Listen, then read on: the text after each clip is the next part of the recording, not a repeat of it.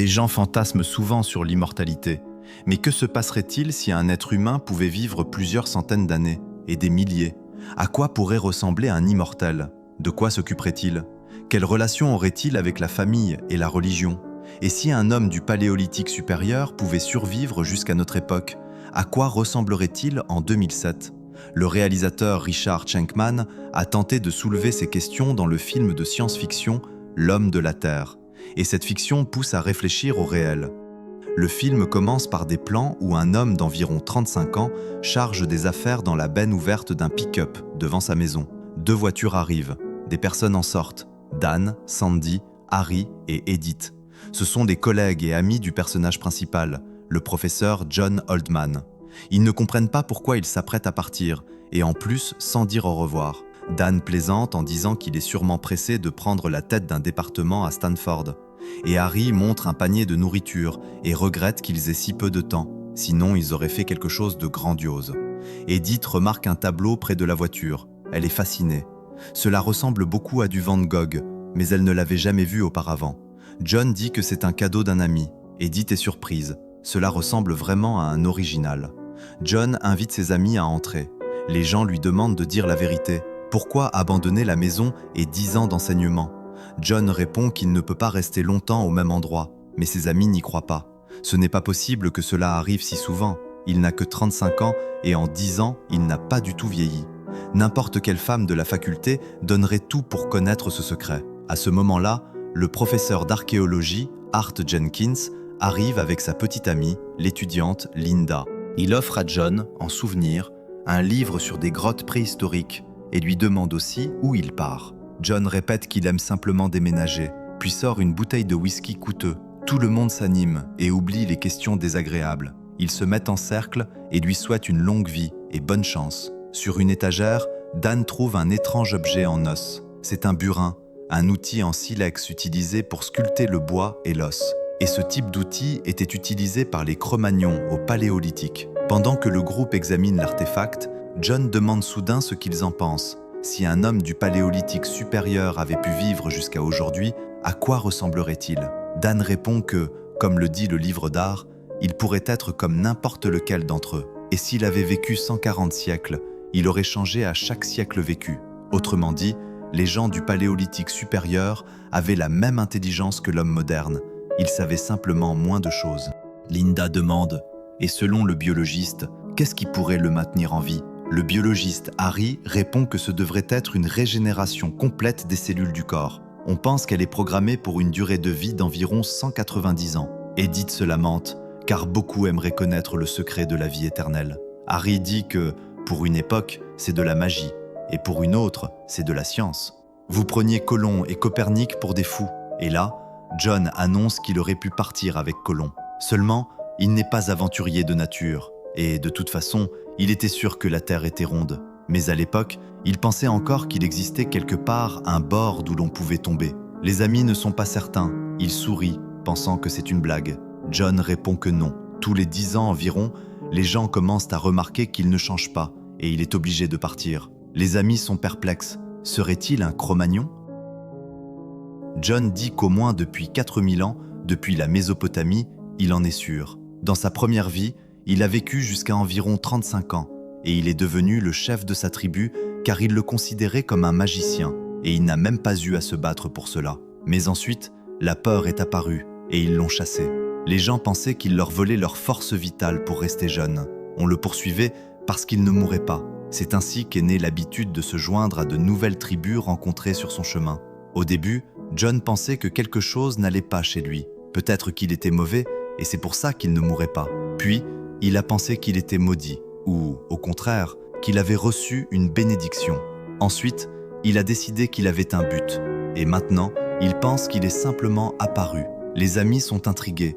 Le récit de John n'est pas sans intérêt. Edith s'intéresse de nouveau au sort du tableau de Van Gogh. Et John raconte que Van Gogh lui a offert le tableau quand John était Jacques Borna et élevait des cochons. Van Gogh venait chez lui, dessinait et parlait de la façon dont la nature se reflète dans l'art. Art demande « Et tu partais toujours ?» John hausse les épaules. Parfois, il se créait une nouvelle identité pour les 10 années suivantes. Parfois, il se faisait même passer pour son propre fils. Mais plusieurs fois, on l'a démasqué. Il a même passé 1 an en prison en Belgique, en 1862, pour falsification de documents d'État. Les amis commencent à s'agacer.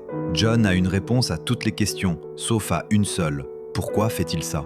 Et il répond qu'il voulait simplement qu'il dise adieu à lui, à lui-même. Après quoi, les autres en concluent que John a de sérieux problèmes. Il se rappelle du déménagement.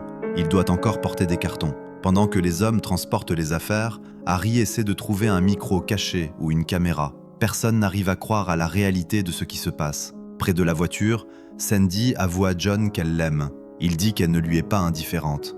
Mais maintenant, elle comprend dans quoi elle s'engage, car un jour, il sera obligé de partir. Il ne peut pas lui offrir l'éternité, mais elle réplique « Qu'est-ce que l'éternité? Et qui l'a? Ses parents se sont séparés avant même sa naissance. Et puis il y a la mort, les maladies, des circonstances insurmontables. Personne ne sait s'il lui reste beaucoup de temps ou peu. Elle aime et elle acceptera tout ce qu'il peut lui donner. » John et Sandy retournent dans la maison. Les amis disent qu'ils ont encore des questions. Par exemple, se souvient-il d'une de ses langues d'origine? Il répond qu'un peu, d'autant plus qu'elles n'ont pas tant changé. Et a-t-il fait de la peinture rupestre? Oui, il connaissait un homme nommé Daru. Il faisait très bien son travail. Il dessinait des animaux que les chasseurs espéraient tuer et manger. Un jour, après une chasse ratée, le chef lui a arraché toutes les dents parce que sa magie avait échoué. Après cela, quelqu'un devait lui mâcher sa nourriture. Finalement, il a eu une infection de l'os de la mâchoire et on l'a abandonné. Ensuite, John est parti vers l'Est. C'était au début de l'âge du bronze. Il a suivi des routes commerciales. Il apprenait les langues des endroits où il arrivait. Et partout, il y avait ses propres mythes de création du monde, de nouveaux dieux. Il a été sumérien pendant 2000 ans, puis à Babylone, sous le règne d'Hammurabi. Pendant un temps, il a navigué comme un Phénicien. On dirait qu'il a passé toute sa vie sur la route. Il a appris quelques nouveaux tours. Il a même simulé sa propre mort 2 fois. Il est allé jusqu'en Inde. Il a rencontré le Bouddha, l'homme le plus remarquable qu'il ait jamais rencontré. Il a appris à John beaucoup de choses auxquelles John n'avait jamais réfléchi. Au plus fort de la polémique, le docteur Will Gruber arrive. Le docteur dit qu'il n'y a absolument aucun moyen pour John de prouver que son histoire est vraie, et aucun moyen pour eux de la vérifier. Leur ami est soit un homme des cavernes, soit un menteur, soit un fou. Le docteur est curieux. Au cours de cette immense vie dont il est question, est-il déjà tombé malade? John répond que oui, comme tout le monde. Il a eu des maladies graves. Peut-être une pneumonie. Il a eu le typhus, la fièvre jaune et la variole. Il a survécu à la peste bubonique. Et c'était plus horrible que ce que l'histoire en dit. Et il n'a jamais de cicatrice. Une discussion éclate entre les amis. Faut-il croire ou non au récit de John? Ils contredisent toutes leurs idées sur la nature. Dan est perplexe. Avec l'esprit de John, il aurait appris énormément de choses. John avoue qu'il a 10 diplômes universitaires, y compris tout ce que ses amis ont. Son doctorat en biologie, il l'a obtenu à Oxford en 1840. Mais selon lui, ce n'est qu'un excès de temps, pas du génie. Soudain, le docteur Will sort un pistolet. Il demande à John s'il survivrait s'il lui tirait dessus. Mais John n'a jamais prétendu être immortel, seulement très vieux. Le docteur demande alors « Que pense John de la mort? En a-t-il peur ?» John explique que les anciens pensaient à la mort, mais de façon très concrète. On s'arrête, on tombe et on ne se relève plus. Les infections étaient incompréhensibles. Le vieillissement était la plus grande énigme. C'est pourquoi au début, John croyait que tous ceux qui l'entouraient étaient anormaux, puisqu'ils vieillissaient et mouraient. Le docteur interroge John sur ses parents, mais John dit qu'il n'en garde que des images. Le docteur répond que ce n'est pas étonnant. Lui aussi se souvient à peine de son père. Will se met alors à parler d'honnêteté et de malhonnêteté. Eux mourront tous, tandis que John continuera à vivre. Et si c'est vrai, il n'est pas surprenant qu'il puisse ressentir de la jalousie, voire de la haine. Il accuse John. Les autres s'indignent et tentent de l'arrêter. Mais il dit que John ne mène pas une vie juste et qu'il est peut-être temps de mourir. Puis le docteur s'en va. Et là, Harry annonce que la femme de Will est morte hier. Voilà pourquoi il est si agressif. John court après lui pour s'excuser. Pendant ce temps, les autres discutent de John. Une hypothèse de maladie apparaît. John revient. Les amis posent alors d'autres questions. Existe-t-il d'autres personnes comme lui? Il avoue qu'au XVIIIe siècle, il a rencontré quelqu'un comme lui. Il lui a tout raconté. Et l'autre a confirmé qu'il était pareil, mais venu d'un autre temps et d'un autre lieu. Ils ont parlé 2 jours, puis se sont séparés. Edith demande s'il croit en Dieu. Les amis s'animent, car la religion touche tout le monde. A-t-il rencontré quelqu'un de la Bible?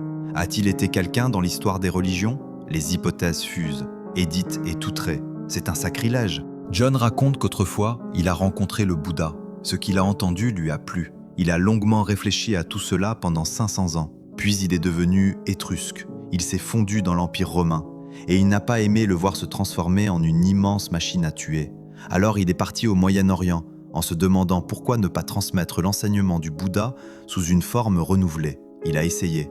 Un seul dissident face à Rome. Rome a gagné. Le reste, tout le monde le connaît. Donc John était Jésus? Oui. Lors de la crucifixion, il a bloqué la douleur. Il a appris cela au Tibet.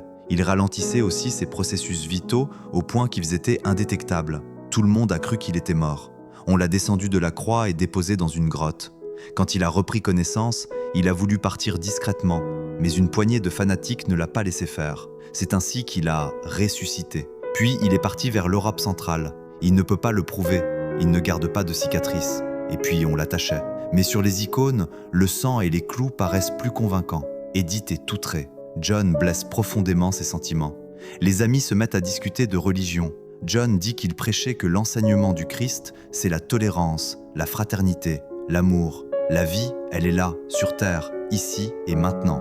Mais le serpent parlant a poussé la femme à manger la pomme et tout est parti en vrille. Le paradis et l'enfer sont devenus des broutilles pour que les prêtres puissent gouverner avec la carotte et le bâton, sauver des âmes que les gens n'avaient jamais perdues. John observe les rituels, les cérémonies, les processions, les génuflexions, les gémissements des chantres et les chœurs, et il se dit « ce n'est pas ça que je voulais dire ». À ce moment-là, le docteur Will revient. Les disputes continuent sur la religion, le christianisme et la piété.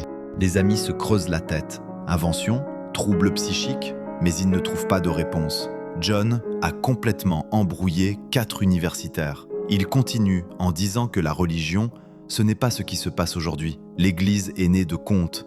Même le nom de Jésus est né de John. Il n'a jamais affirmé être le Fils de Dieu. Il voulait partager des connaissances. Il ne marchait pas sur l'eau. Il ne ressuscitait pas les morts. Les amis s'apprêtent à rentrer chez eux, même s'ils sont totalement captivés par son histoire. Edith lui demande encore de dire qu'il n'est absolument pas Jésus. Puis elle se met à pleurer. La lumière s'allume. Will exige qu'il avoue que tout cela n'est qu'une blague. Et alors, John reconnaît que ce n'était qu'un récit. L'indignation est immense. Mais John dit que c'est eux qui lui ont donné l'idée. Ce sont eux qui ont dit qu'il ne vieillissait pas. Edith a vu Van Gogh. Dan a trouvé le burin. Eux-mêmes ont accepté le jeu. Et lui n'a pas pu résister à l'envie de voir comment il réagirait à ses paroles. Après tout, il avait une audience parfaite. Un anthropologue, un archéologue, un spécialiste du christianisme, un psychologue, un biologiste. Debout dans l'embrasure de la porte, Linda demande « Le nom Oldman, c'est un jeu de mots? Vieil homme ?» Les gens furieux s'en vont, sauf Will. Lui reste dans la pièce. John raccompagne ses amis. Sandy demande quels autres noms parlants il s'était inventés. Et John commence à énumérer. John Political, John Sauvage. Et il y a environ 60 ans, quand il enseignait à Harvard, il s'appelait John Thomas Party. La voix de Will retentit. « Attendez, il y a 60 ans, John Party ?» John se tourne vers lui et dit que sa mère s'appelait Nola. Will nie d'abord chaque mot. Puis, en pleurant, il confirme. Nola, c'était bien sa mère. Mais il n'y croit toujours pas et demande le nom de leur chien. John le donne. Will dit qu'il a froid et John plaint le vieil homme. Il a toujours été frileux. Will essaie de toucher son visage. Son père avait une barbe et John confirme. Oui, il vérifiait toujours si elle était vraie.